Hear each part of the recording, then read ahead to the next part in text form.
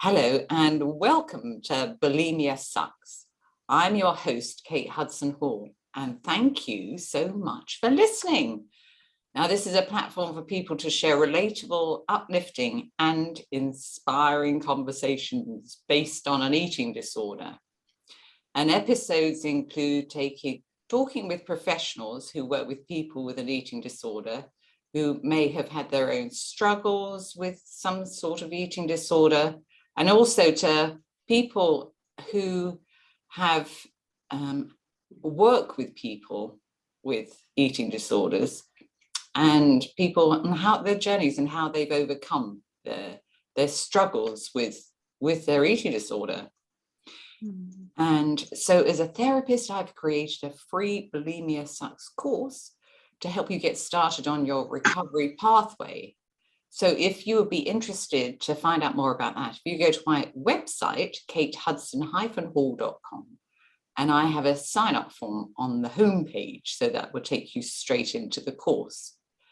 And I have just finished my book on help for people with anxiety. So that's just gone off to the editor. So I'm waiting for that to come back, and who knows what she'll say. So that will be interesting.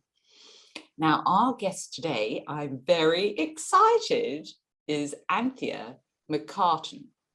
Now, she's a qualified therapeutic counsellor, motivational speaker, and she volunteers for a new charity called Mental Health Motorbike. And also, which is really exciting, she's written a book. Now, her book is called A Personal Account of How Childhood Sexual Abuse Almost Stole Her Sanity and How She Overcame the Past.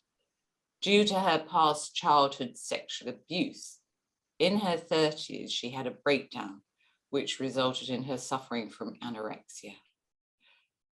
In ways to help her cope in dealing with the pain and the trauma that she was experiencing at the time. And it was the only way that she could find some control to distract her from the darkest parts of herself, and the shame being at the core of the breakdown. So her book, A Personal Account of How Childhood Sexual Abuse Almost Stole Her Sanity and How She Overcame the Past, recounts the abuse at the hand of a family member, her grandfather, and the years of shame and depression afterwards, and how she fought back to not only survive, but to thrive. Oh, I love that. I love that, Anthea. So welcome. Thank you so much for joining us. It's an honour, a pleasure. Thank you for having me. Yay. No, it's great to have you on. So, Anthea, do you have a funny story for us? I do, yeah. When you asked me for a funny story, the first one that came to mind was my nickname is Mayo. We have a private messenger group, me and my motorcycle pals, and yeah, my nickname on there is Mayo because of this story. So I was away with a friend of mine. We was at Motorcycle Live in Birmingham with Mental Health Motorbike, and we'd been at the show all day. We were absolutely shattered, and we went back to the hotel, ordered ourselves a pizza, and saw a group of guys there who were also motorcyclists and had been at the show. And they was like, yeah, because the hotel was packed. So I said, yeah, come and sit with us. So we sat there, and pizza arrived, got those small sachets of mayonnaise, and I tried to tear it open, and sometimes I can be a real pain, can't they? To open the sachet. So I'd managed to tear a small hole and thought that would be enough. Squeezed the sachet, and instead of the mayonnaise going on my plate, it went on this new guy that we just met, and it landed on his trousers in a very precarious position. And I just like, I just went, hi, my name's Anthea. It was a great introduction, broke the ice. He was really good about it though, but we just laughed for ages after that. So yeah, that's my funny, embarrassing. Yeah, so now I'm called Mayo. Oh, that's so funny. Yeah. Oh my gosh. How embarrassing. It really was, yeah. I'm blushing now just thinking about it. Oh gosh. So Anthea, so you had anorexia. So tell Yeah. us about how, how you, why you feel that sort of took a hold. Well, I had been living with the trauma without realising that I've been living with the trauma. I had no idea about, I had no level of awareness. I had no idea about the ripple effects and consequences of childhood sexual abuse. And I just carried on living my life, trying to be perfect, the perfect daughter, perfect wife, perfect mother. And I think I was suppressing everything, and yet still felt as though I had no control over my life. It didn't matter how hard I worked at being perfect at everything. I just felt so powerless and helpless, and just desperate to try and find and maintain some control in my life, because everything else felt so confusing and topsy-turvy. So it got to the point where my mental health was declining rapidly, and it was a very frightening experience, and it was really escalating into something huge,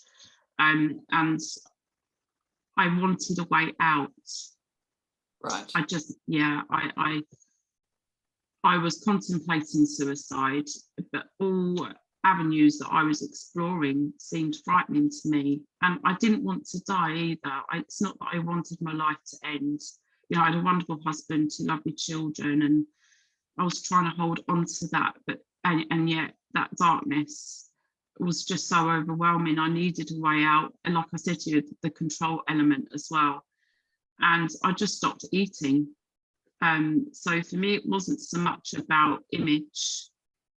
It was about finding control over something that made no sense to me. Yeah. I needed some control in my life, and because of my insecurities, a result of the abuse, I'd always been very self-conscious about my body.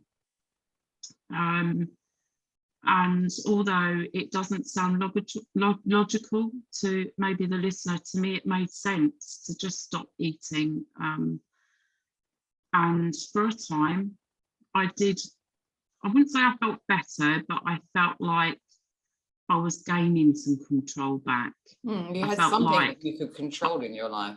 Yes, I felt like, right, okay, I can't control anything about the way I'm feeling about myself, what I'm thinking about and believing about myself, but I had this thing that I was in control of, and it was just hanging by a piece of thread, but it was enough to keep me going with that perfect wife, perfect mom, and for a time. And I actually went down to, I'm 5'6", and right. I went down to 6. Sorry. And so how long did that go on for? That is a good question. I would say about a year where I'd stopped eating. Right. I was always around 9 stone 2, and I went down to 6.5 stone in that year, and it got to the point where I couldn't cope anymore, because obviously I was so weak and battling with the inner demons, that we moved in, my husband and I and the children, because our children were small. I think my son was about 6, 7, probably 6, because my daughter hadn't yet started school. So we moved in with my husband's parents, and they helped to look after all of us, really, because I couldn't function anymore. Yeah. And what was the moment that you decided, okay, I really have got to, to take a small step onto that recovery path? That was actually quite a bit further down the line. I had a breakdown,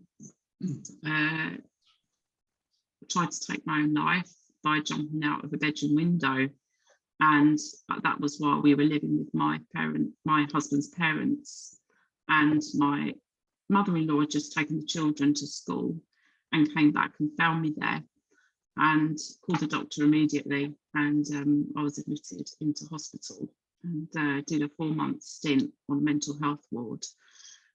where there was a lot of intervention, as you can imagine, with psychiatric help, counselling and talking therapy and everything, and also had electric, ECT, Right.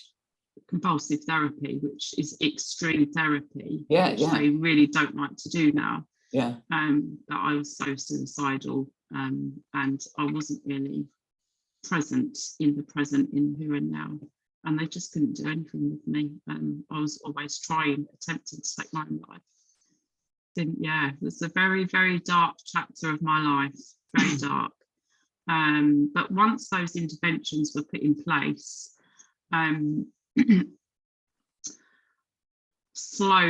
very slowly started to eat, because obviously they were monitoring my food as well. Yeah. And I think just as they began to, it's funny actually, well, not funny, but the day I was admitted into hospital, it was a team of psychotherapists, mental health nurses, and my husband in a room, and they asked me, "What do you think brought you here today?" And I reeled off life events that had been going on. We've been in a really serious car accident in Austria. I'd just made my best friend's wedding cake. We just moved, and just listing off things like that. And I was completely oblivious to trauma. I'd never really heard the word trauma uttered at that point. I had no idea about the consequences of sexual abuse. And they said, well, yes, these are all triggers. These can trigger what's brought you here today, but is there something else? They were really pushing to see if there was anything else. And I shrugged my shoulder, went, well, I was so flippant about it. I just said, well, I was abused as a kid. And that was my level of awareness at the time. Yeah, no, I could totally relate to that, because I was abused when I was 9. And I didn't ever talk to anybody about it until I was in my 30s, when I was having therapy. I just buried it away. And that did have a large part of why I had bulimia and anorexia. Yeah, that's really relatable. Yeah, that's pretty much where I was at, because I was 30 and I had no idea. Yeah. I think this is why it's so important as well, isn't it, to keep talking about this. And it's a very difficult topic and people don't want to hear about it, but we actually went through that, and I think that's why it's so important to just keep talking and raising that awareness, because I believe there are still many victim survivors out there that are living with this shame and silence. Yes. And living with the trauma without even realising it. And I think the more we keep talking about it and saying this is what it was like for us, and drawing that picture, people will be able to resonate with that, won't they? Yes. We need to make our experiences relatable to others. Yeah, absolutely. So they can sort of begin to feel a bit more confident about reaching out for help. And not so alone and isolated. Yeah. Because that's what it feels like. It just feels like, you've done wrong, and it's so shameful, and you're disgusting, and everything else that goes with it. Yeah, and it's such a confusing time, and none of it makes sense until you start hearing other people's stories, or you're in therapy and the therapist is saying to you, well, this is actually quite normal. When the psychotherapists were normalizing all my thoughts, feelings and behaviors around the trauma, it was quite a freeing experience. That's normal. Even with me stopping eating and them saying, well, actually, this is quite normal, this is quite common. We come across this all the time. It began to release that heavy load of shame that I was carrying, and that really helped with the healing. The normalizing of it. Yeah. And so you were in hospital for 4 months, and then I presume when you came out, then you continued having psychotherapy. Yes. Like I say, it was a very long road. So the first stint I did was 4 months, and then for a further 4 years I was in and out of hospital, because it's like the roller coaster, isn't it? I'd get better, and then there'd be another trigger and it would set me back again. And I'd be readmitted back into hospital, and it was like that for 4 years, just up and down like a yo-yo. That each time I was still getting better, there was more hope, glimmer of light. But yeah, that was 4 years. Yeah, 4 years of recovery, Yeah. intense recovery, intense work. Yeah. Oh gosh. And then we have life experiences that go on top of that at the time we're trying to work through our difficulties. Yeah, trying to hold on to life, just life, you know, be like we were saying, being a wife, being a mum, working, and trying to shield the children as much as we could from what was going on. That was really hard, and to a degree it wasn't manageable. It was impossible to shield them completely from what was going on. But yeah, holding on to life was very hard. Still living with that shame for those 4 years. And I think, sorry, Anthea, I think as well for me, my boundaries were in a way distorted. Because when I got to 18, I remember I went to this party and I drank too much because I didn't drink. And it was whiskey, and I never touch whiskey now because of that night. And I remember, well, I don't remember collapsing, but I remember waking up on a bed in this house, in this party, being raped by, I know there was 3 of them there, and they were all taking it in turns. And you think, you know, I don't know, my boundaries were distorted completely, and that went on. And then another experience happened as well further down the line that, you know, was a very difficult time. And so, you know, all the more reason why it's so important to talk about what happened in the past, so you can sort of align your boundaries and get your, you know, start to understand yourself more. Yeah, you've raised something so important there. So often childhood victims of abuse are re-victimized later on in life. And like yourself, that happened to me as well. It was on one of my weekends. I was at a family party, so I thought that I'd be safe. It was a barbecue, and I was still heavily dosed up on medication and drunk alcohol, and it just knocked me out. And I was meant to be going home with my husband, but he thought I was safe there. He left me there, and I was put to bed, and I woke up with two people trying to rape me. And there was just something in me that just the fear of no, not again, and I just screamed. And the one individual, because they came up one at a time, so one had come upstairs and tried, and then the other one, so I think they were in cahoots about it. And when the other one came up, I screamed, and my sister came running up the stairs, and the one that was trying to rape me acted all innocent. Oh, I don't know what's wrong, I was just going to the toilet. And she's just screaming in the bedroom. But like you were saying, it's about the boundaries. My boundaries were still very broken, and they noticed that. And one of the individuals knew me. The other one was a friend of one of the individuals. So he knew my history. He knew about my grandfather. He knew about my past. So he really did know about my vulnerability and my broken boundaries. And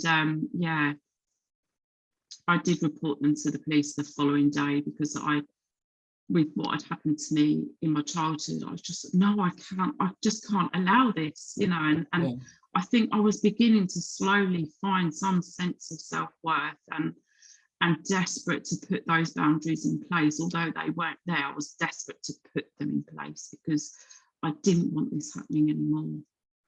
Yeah, really important. And you work a lot now with people with that to help them overcome different traumas. So how do you work with them and sort of guide them towards opening up to their boundaries?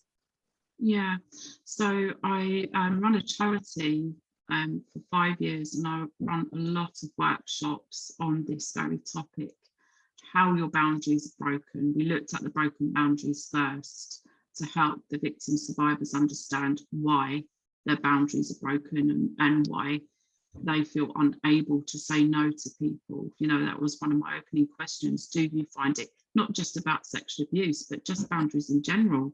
Yeah. Do you find it difficult to say no to anything? You know, whether it's going to a party or going out for a coffee somewhere. If Yes, when you don't want to do it. And you just don't want to. Do you find it difficult to say no? And we really broke that down and just started to look at why we find it difficult to say no, because I was exactly the same. You know, perhaps there'd be a family event being arranged and, you know, people were very assertive and they'd say, well, I want to meet at such time and I want to eat there. And I'd just be a very yes sir, no sir, 3 bags full sir. I'd just, as long as everybody else was happy, you know, I'd just fall into place, even if I didn't want to meet at that time or I didn't want to eat at that particular destination. So it's just back to basics, you know, and that's how I work to begin with within those workshops. And then when the victim survivors begin to feel ready, then we start going a little deeper levels and looking at the vulnerability. So for me, my grandfather noticed the vulnerability within me because I was just 2.5 when my twin sisters were born. Before they were born, I was the only child, obviously, and had my parents all to myself. I felt as a toddler very safe and secure in that, the centre of their world, you know, because I know you're a qualified counsellor. So as children, just by nature, we're egotistical, and that's very normal, and that's fine, you know. And then when my twin sisters came along with these cute ginger curls, and they were the centre of attention, and then all of a sudden I felt sidelined. Yeah. And I think my grandfather noticed that, you know, because we're talking about vulnerabilities here, aren't we? And he noticed that, and that's where the abuse occurred. So within the workshops, we start looking at the broken boundaries and vulnerabilities, because we're trying to remove that shame, aren't we? Because to begin with, we own it. Somehow I must have a label: abuse me, use me. And just trying to remove those labels that we're owning, that don't belong to us, they're not us, but just removing those labels. So yeah, that's a lot of the work we do. How can we remove those labels? How can we shift the blame? How can we start putting those boundaries in place that were never there to start with? And and starting to believe that you're worthy of living your life how you want to. Absolutely, it's all about, because we don't believe that we're worthy of love. We don't believe that we're worthy of that safety, and we need to start building that self-love, self-confidence, self-worth. And that's a lot of the work that I've been doing in workshops, and even in public, when I do my public talks, motivational speaking. That's a lot of the work that I do, you know, from shifting from being disempowered to empowered. Nice. Love it. Yeah. So Anthea, so what do you feel was the hardest part of your recovery journey? The hardest part was looking at myself. Turning inward.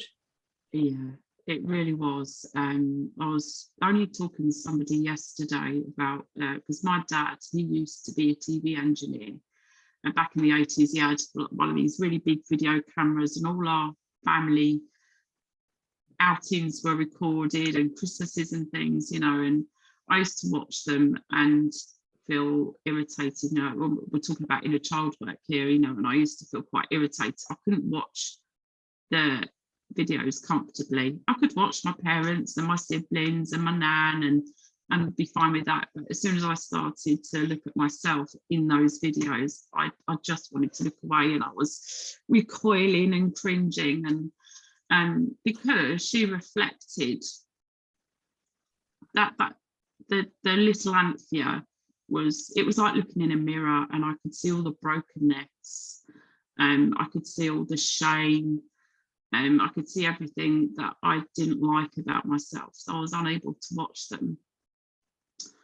And then when I began the intense work of trauma, and was working on self-love, once that shame was removed, you know, and building my confidence and creating a new me, there was a moment when I was watching the video. It was whilst I was writing the book, actually, because obviously recalling things for the book, I needed dates and events, you know, so I wanted to get it all accurate. So I was watching the videos again, and I was 30, about 40, early 40s when I was doing that. So I'd already had the breakdown, 4 years in and out of hospital, and I'd qualified as a counsellor. So, and as you know, when you're qualifying as a counsellor, there's a lot of self-awareness work there. So I thought I'd done, you know, I was patting myself on the back. I've done really good. I've come a long way. I feel healed. I feel recovered. This is amazing. And then I was watching a video one day of myself and my family. We was at a park with my nan, and I was doing cartwheels and watch me, daddy, trying to get that attention and that affirmation that I was so desperate for back then. Yeah. Watch me, daddy. And whereas before I'd look away and I was cringing, I just burst into tears. And for the first time, I felt empathy for that little girl, and I just wanted to scoop her up and give her a hug, and just tell her that everything was going to be okay. So that was a real poignant moment. It was a real shift, even though, like I said, that was 8 years in total, really, with the therapy and then the counselling training. But that moment was it was a huge shift. It just brought about a huge shift in me, and it was like, oh wow, it was all that criteria that I'd covered throughout my training, and I actually felt that was a real, I get it, inner child. Yeah. It was like, I get it now. Yeah. Gosh. But yeah, that was the hardest. Looking and inwards. So, Anthea, what advice would you give somebody that maybe has had a trauma and that has an eating disorder? Don't feel ashamed of what you're living. Don't be ashamed of what you're going through. Don't be ashamed of where you're at. Validate it. I think that's really important, to allow yourself this space rather than berate yourself for it. Validate it. And because I think once we accept what we're going through and where it comes from, it's easier to begin that path of recovery, isn't it? Yes. Yeah. I think it's validating it, accepting it, acknowledging it, and not feeling shame. Yeah, absolutely. And so your book, so it came out, so this year it came out. Yeah. And so it's your memoir of that experience with your grandfather. Yeah. And then how your eating disorder developed. And I speak about the anorexia and the weight loss, and then I speak about the trauma that I was experiencing, and just finding out what was wrong with me. I write about that quite a bit because I had no idea, like we were saying earlier in your podcast, I just didn't know what was going on in my life.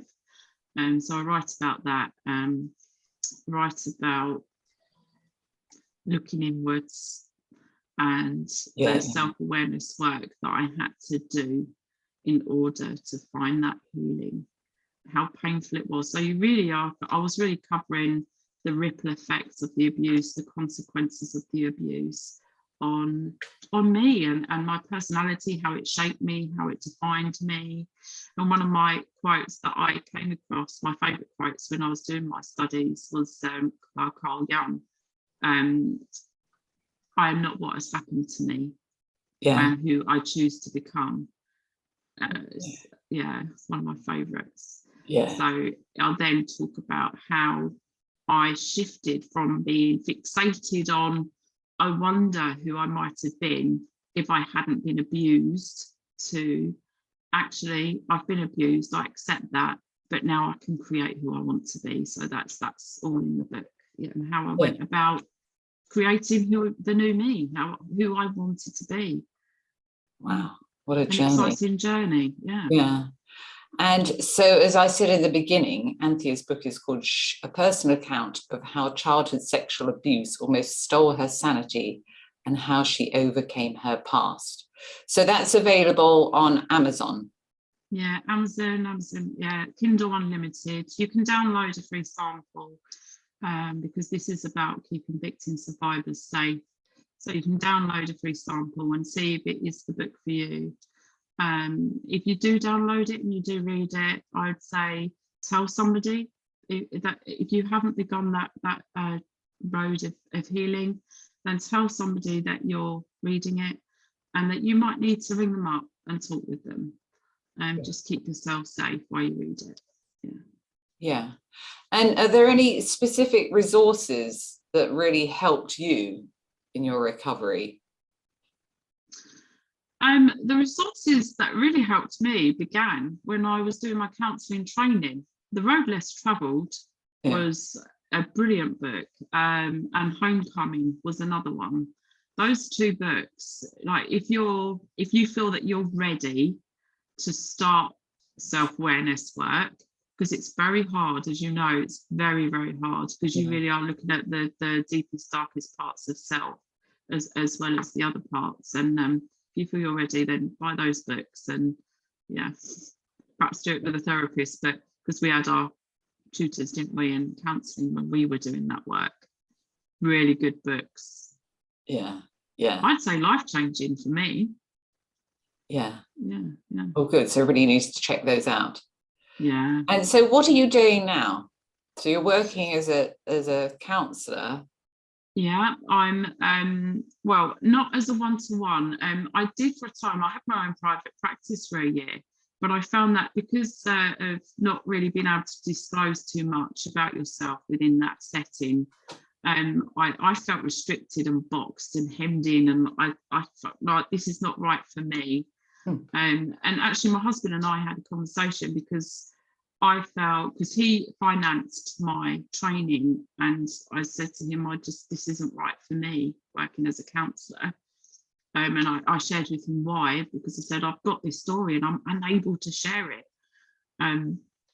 So I set up a charity and run that for 5 years. And now I'm volunteering for Mental Health Motorbike. I do public speaking, motivational speaking, workshops live online on Instagram. So I'm always working at getting that awareness out there. I'm always speaking, always talking, because my goal is that victim survivors do not feel alone and isolated, and it's being a voice for them whilst they're still trying to find theirs. Yeah. So that's so interesting, isn't it? It was you turning inwards again and going, well, actually, I've done all this training now. It's not working for me doing one-to-one. So how can I turn that around? How can I, help others in a different way? But with still utilising those skills. That's it. I still wanted to utilise those skills. And one of the things my husband said to me when I braved, approaching the subject with him, he said he didn't see it as a waste of money, because he saw me as I was way back then, broken, no confidence, no self-esteem, no self-love or self-worth. He saw the old me, and he'd seen the transformation happen. He's seen me spread my wings and find my voice, and he's all for, you go do what you feel is right. And he said that money and those 4 years of training is not a waste. Just look at you, Anth. He calls me Anth. Just look at you. It's not a waste of money. So yeah, he just enabled me to go do what I do now, which is lots of talking, raising awareness. Amazing. Yeah. Amazing. And so how can people find you? So you're on Instagram. Yes, I'm on Instagram. It's Restore the Gears, or Redhead Biker Chick. Out of a bottle, but Redhead Biker Chick. I'm on Facebook, author and advocate for the silence. So Anthea McCarten, author and advocate for the silence. That's my Facebook page. And Anthea McCarten on LinkedIn. Okay, good.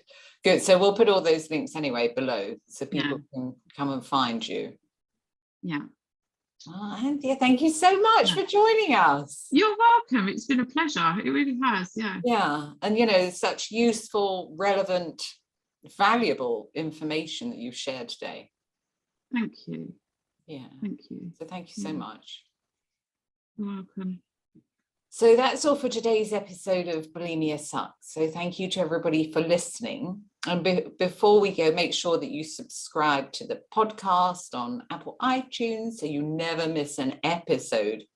And then let us know what you think and show some love, your favorite podcast, by leaving us a review on Apple Podcasts. So thank you to everybody for listening. And I look forward to speaking with you in the next episode.